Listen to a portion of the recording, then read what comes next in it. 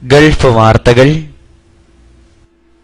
മദീനത്തുൽ മുനവ്വറയിലെ പ്രവാചക പള്ളിയിൽ കഴിഞ്ഞ വെള്ളിയാഴ്ച മിമ്പറിനടുത്ത് ഖുതുബ ശ്രവിച്ചുകൊണ്ടിരിക്കുന്നവരെ ചിത്രീകരിച്ച ലൈവ് ക്യാമറയിൽ ദൃശ്യമായ പ്രകാശം പരത്തുന്ന അപൂർവ വ്യക്തിയെ സംബന്ധിച്ച വാർത്ത ഇലക്ട്രോണിക് മാധ്യമങ്ങളിൽ സജീവ ചർച്ചയാവുന്നു.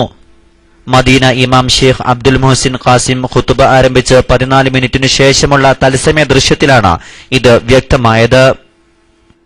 വെളുത്ത ഗോത്രയും നീല തോപ്പും ധരിച്ച ആളുടെ ശരീരവും മുഖവും ആൾക്കൂട്ടത്തിൽ വെട്ടിത്തിളങ്ങുന്ന ദൃശ്യമായാണ് കണ്ടത്. സൗദി ടെലിവിഷൻ തത്സമയം സംപ്രേഷണം ചെയ്ത രംഗം ലോകത്ത് പലരുടെയും ശ്രദ്ധയിൽപ്പെട്ടതായി റിപ്പോർട്ട് ചെയ്യപ്പെട്ടു.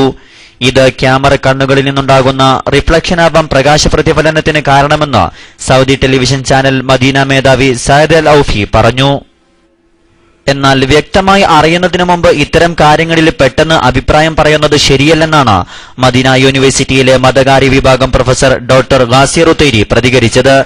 ഇത്തരത്തിലുള്ള പ്രകാശ പ്രതിഫലനത്തെക്കുറിച്ച് അതുമായി അറിവും പരിജ്ഞാനവും അറിയേണ്ടതാണെന്നും ആ ദൃശ്യങ്ങൾ അള്ളാഹുവിൽ നിന്നുള്ളതാണെന്നും അദ്ദേഹം കൂട്ടിച്ചേർത്തു.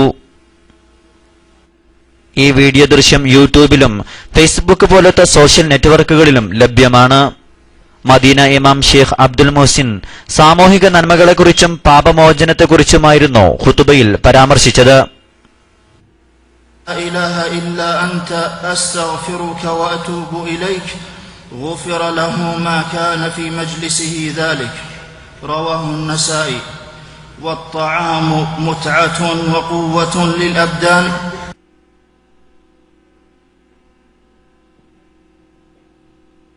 وإذا شكر المسلم ربه عليه غفرت ذنوبه.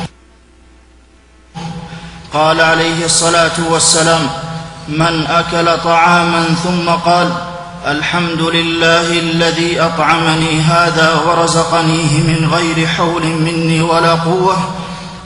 സൗദിയിലെ അൽ ഉക്കാദ് പത്രമാണ് ഇത് സംബന്ധിച്ച വാർത്ത പുറത്തുവിട്ടത്.